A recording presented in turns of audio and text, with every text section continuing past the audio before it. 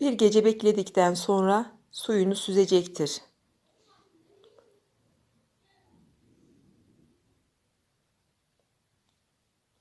Sularını süzmüş gördüğünüz gibi ama tamamen süzmüyor. İçerisinde kalıyor. Kapağını açıp bakalım. Balımız su haline geliyor.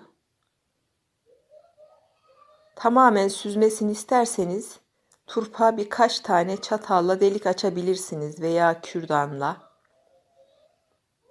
Tamamen süzer o şekilde. Süzülmüş olan suyu bardağımıza alalım. Su halinde gördüğünüz gibi baldan eser kalmamış.